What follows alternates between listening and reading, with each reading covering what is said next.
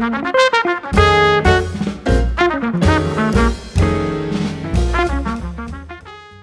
and welcome to Terry Talks Movies. This time around I got 10 cult films or hidden gems maybe for you to watch during the week. I know everybody at the moment is watching Godzilla -1 because it just hit Netflix and it hit like a hammer on a watermelon. You may want to watch something else, so I went around the shelves here and there are a number of them.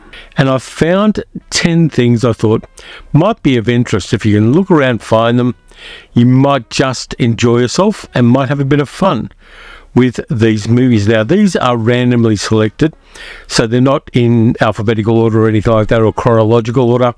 They're just things that I pulled off the shelves that I like. Let's get started. First one's a feature film, but it's in 4:3 aspect ratio because that's how Umbrella put it out at the time. Umbrella, if you want to put out a widescreen version of Callan, the movie, you may well consider doing it. I would buy the Blu-ray, but I'd hope you'd give me a copy of it. Callan was a 1970s gritty spy drama starring Edward Woodward as David Callan, a guy who does all of the dirty work for an intelligence organisation. His friend Lonely is a smelly guy with a lot of very unusual talents, and his boss Hunter is an upper-class bastard. Like all of the Callan television episodes, it was written by James Mitchell, who also wrote under the name James Munro and did a number of really good spy novels in the 60s and 70s. In fact, he did a spy novel upon which the Stanley Baker film Innocent Bystanders from the early 70s is based on, which is one of his other series apart from Callan. But this one is worth it. The Callan TV series is worth it if you can find it. It's a different kind of spy drama than your James Bond stuff or your Euro spy or any of those flashy ones. Callan's a very tough guy, very ruthless, very capable of killing, but he has a conscience and he's not flash. He is not paid particularly well by the organisation he works for, and his bosses shaft him regularly. It's a little bit a precursor to something like Slow Horses, but with just one protagonist. So I thought that'd be a good one to do. I may rewatch someone myself, but I really would love to have a widescreen edition of this rather than the 4:3 aspect ratio one I've got. But sometimes with these things, you just got to accept what you've got. It may well come out in a better release.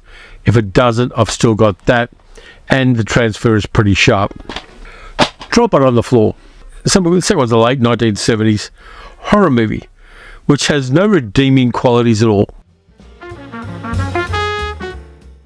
It's Joel M. Reed's Bloodsucking Freaks, which was released by Troma. This is the Australian pressing of it.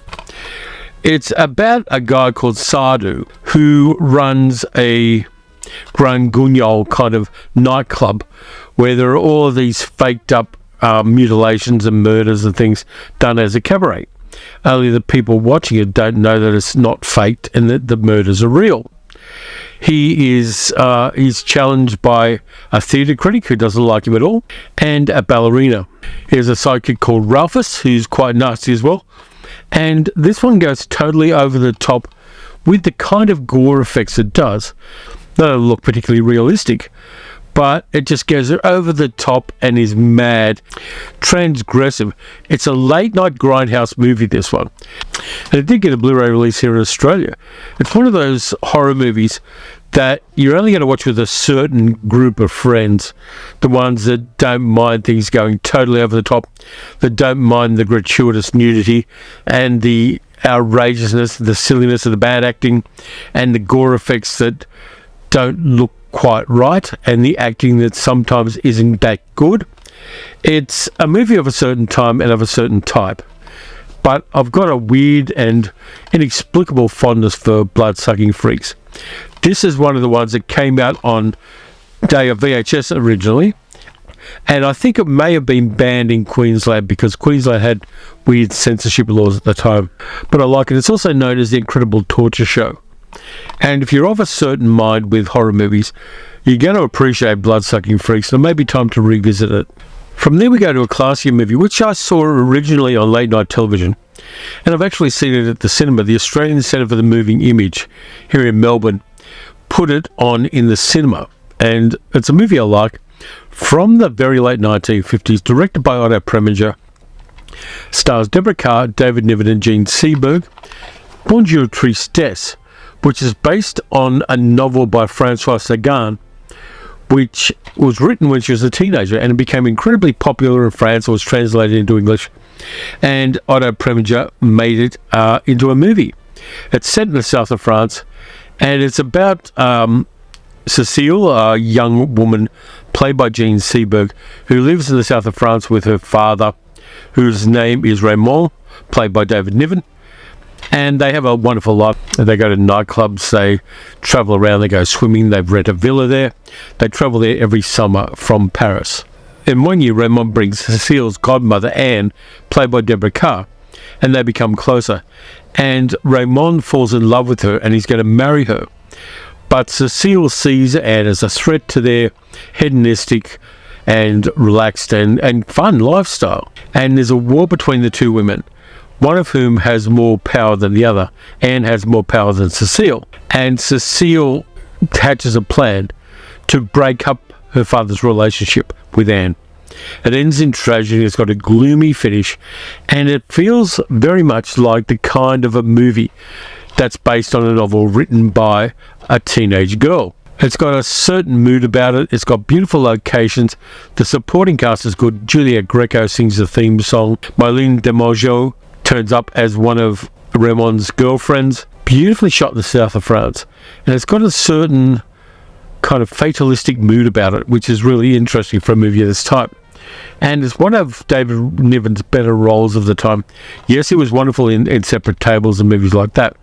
But in Bonjour Tristesse, he gives a kind of weak playboy character a little bit more depth than it would have otherwise. And it's a really interesting Otto Preminger film of the time. And I really like it. This one's the UK version of it.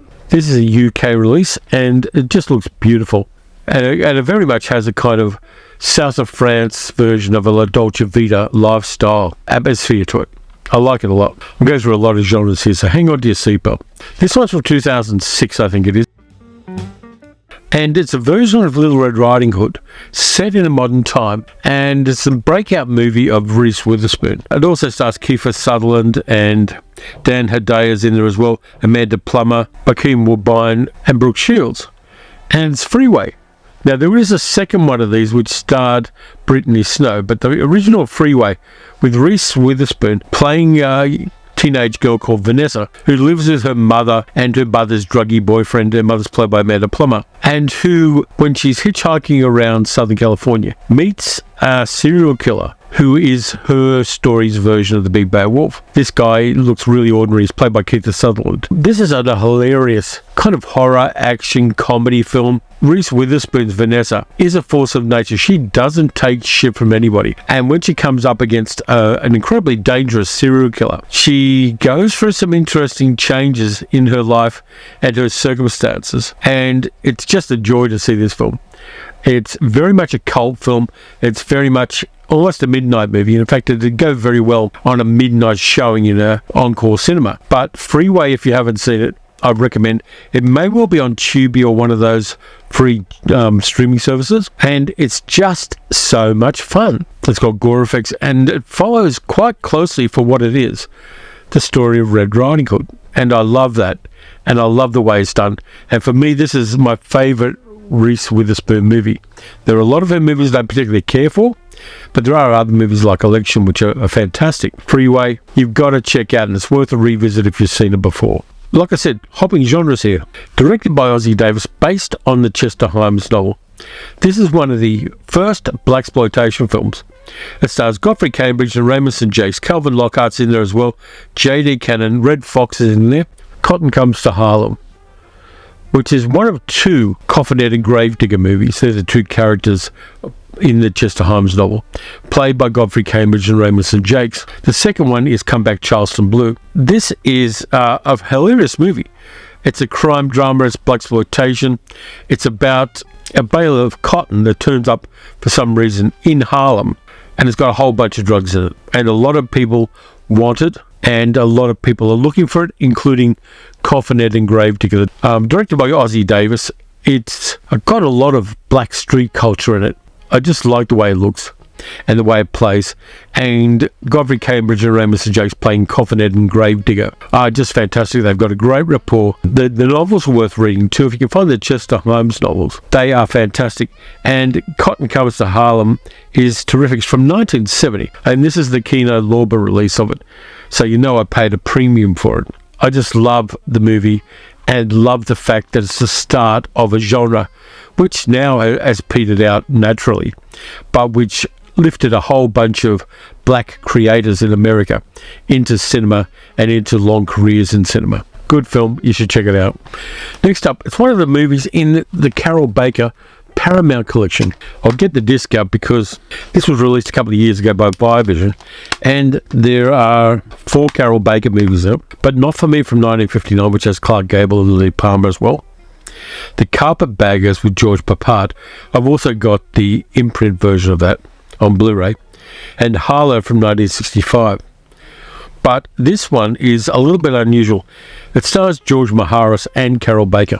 It's a movie called Sylvia, which is about a private investigator played by George Maharis, who is hired by a US senator played by Peter Lawford, who is looking into the past history of a woman the senator wants to marry, a woman called Sylvia, played by Carol Baker. George Maharis' private eye investigates her backstory and finds that Sylvia has had an incredibly interesting and varied life, and with a lot of life experience. And she has pulled herself up from a really rough upbringing to be somebody totally worth being the wife of a US senator. In fact, she's too good for this senator. It's in one way, it's a woman's movie, but it's also a movie about what people have to go through to achieve any security in life. It's a bit of a hidden gem, this one. It's in black and white. And it's one of those movies from the mid-1960s that has a ton of guest stars in it, character actors playing against type. I'm not going to go through who all of them are, but you can watch this movie and go, hey, there's that guy, look what he's doing. And that makes it really interesting as well. It's got a beautiful, lush soundtrack. I wouldn't call it a woman's film, really. I'd call it more a drama. And I kind of like the movies that George Maharis made. There's this one. There's also the Satan Bug and a few other movies. He really had some chops as a character actor come movie star. Sylvia is a really deep hidden gem, which I think deserves a little more love than it gets. And I'm very glad that Vision put this one out a few years ago, so I could finally get a physical copy of that movie in particular. I don't know if it's on any streaming services or whether you're going to have to dig deep to find it, but it's worth having, and I wouldn't mind if anybody who ever wants me to, wouldn't mind doing a commentary track with somebody about that one, because I think it's a movie that has more depth, deserves more love. Next one is an Italian Western, and it's one which has had a long tail and has influenced more recent films. It's Sergio Corbucci's Django, starring Franco Nero. It's the original version of Django before Django Unchained, before all the Django sequels. It's a gritty, muddy Western. The whole town where this is set is covered in mud, and the character of Django is like a lone drifter who walks into town dragging a coffin behind him. And he comes up against the powers that be. He gets beaten up and mutilated by them, and then comes back and defeats them anyway. It's one of the great spaghetti westerns, if you want to call them that, or Italian westerns. I'm not sure whether spaghetti westerns is considered pejorative these days, but the original Django is worth finding. This is the UK one. It's in widescreen. It's got a bunch of extras, including commentary by Alex Cox, which is worth having. And there's a conversation with the star of the movie, Franco Nero, who turns up in Django Unchained in a small role as well. Go back to the original sources and see Django if you can. It's really worth it, and it may well be a gateway drug for Italian westerns for those of you who haven't yet dipped your toe into that swimming pool. We're down to the last 3, and as I said, I'm genre hopping a lot in this video. This one is a sweet, innocent musical, which also happens to be an X-rated movie. From 1976, Alice in Wonderland, starring Kristen Bell This was directed by Bill Oscar, who also directed Flesh Gordon. And it is what I said. It's a musical version of Alice in Wonderland, not the first one ever made. In this one, Alice is a librarian who has a boyfriend, but she has problems with intimacy. And then she finds the white rabbit. She finds the little potion that shrinks her down so she can follow the white rabbit down the rabbit hole.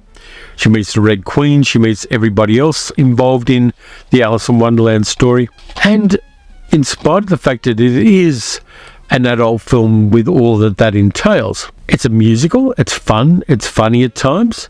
Not all the acting is great. It's got really fun songs. It's from that era where people thought adult films could be more than just something that people watch for 5 minutes. I really treasure movies like this.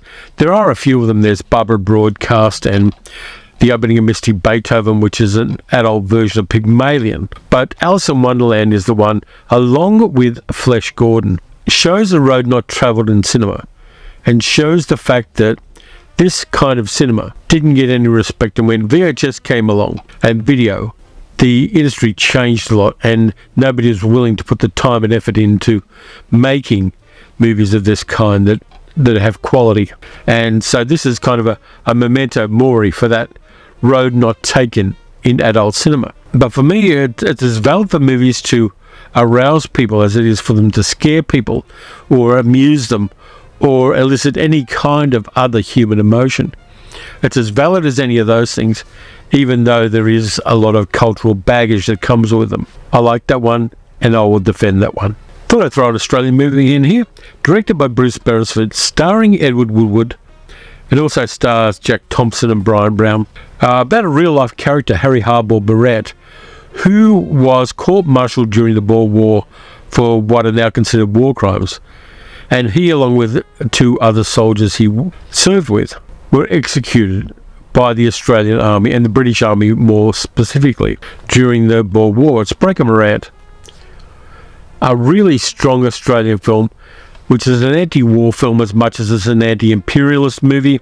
Really good role by Jack Thompson, really good role by Edward Woodward. It's just one of those Australian movies that came at the same time as Ozploitation, but is very much not Ozploitation. It was Oscar nominated. It won 10 Australian Film Industry Awards.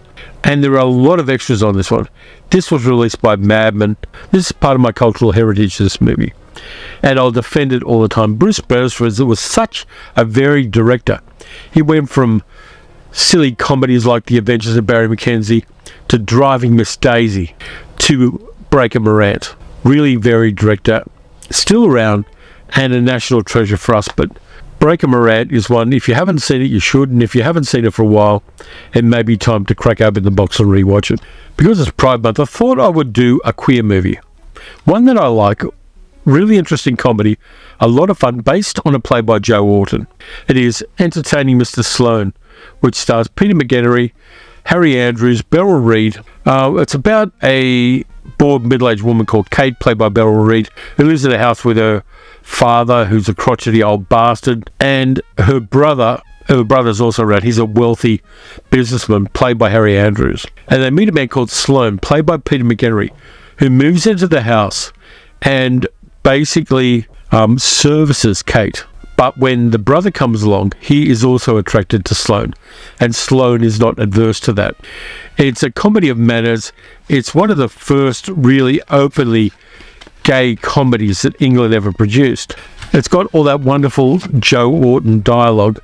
It's Harry Andrews playing his real sexuality for a change, which is great. You can see him enjoying the role a lot. It's just such fun. There's a whole bunch of good extras on this, which give you the history of Joe Orton. If you've seen Prick Up Your Ears, you know the story of him and his boyfriend and the unfortunate circumstances of his death.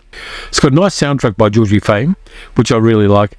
And because it is Pride Month, and this channel will always support LGBTQIA plus people, and anybody who doesn't agree with that, you can either shut up or get out. I like Entertaining Mr. Sloane. It's a lot of fun. It's cheeky. It's funny. The dialogue is just as crisp as bacon. I love it a lot, and I'm glad I finally got a copy of it a couple of years ago. This is a Studio Canal English edition of it, and that is the last of the cult films that I've got for you this time around. Nice varied batch. I went around the shelves and deliberately chose a whole bunch of different genres here. And it was a lot of fun to do and just put it all together. So let me know what you think. Which of these movies would you watch? What other suggestions around this kind of stuff would you suggest that we do for a future video? So much variety in the cinema. And the lovely thing I've got is I can walk around these shelves and see a whole bunch of different movies and go, shit, I've got to rewatch that. Oh, I haven't seen that for a while. Oh, that one I haven't watched yet. Cinema is a movable feast. It's a gift that keeps giving. And I love the fact that not only have I kind of acquired a taste for a wide range of cinema, but I've got the ability to have physical copies of a lot of cinema. There are times when you get bored shitless by just watching one kind of film, and we all do it. We all just watch one kind of film for a while, and then we go, I'm not enjoying this as much as I should. And then you hop genres. You find something totally different to watch. You find something new. You go down a rabbit hole, kind of like Alice did, and you find something a bit different, and the world opens up for you again, and that appreciation of cinema resurges in you. Wonderful stuff. I love it when it happens, and I want to keep flexible as far as the movies I watch, enjoy, and sometimes buy. So thanks a lot for watching. If you enjoyed the video, please like, subscribe, hit the notification bell. You can donate to the channel in that little $ underneath the video here. You can also donate to the channel and support the channel by becoming a patron at patreon.com/TerryTalksMovies. I may have some new releases for the midweek video this week, and there are some real bangers in those. So until then, watch some good movies, watch some bad movies. It's Pride Month. Watch a queer movie. And I'll catch you next time.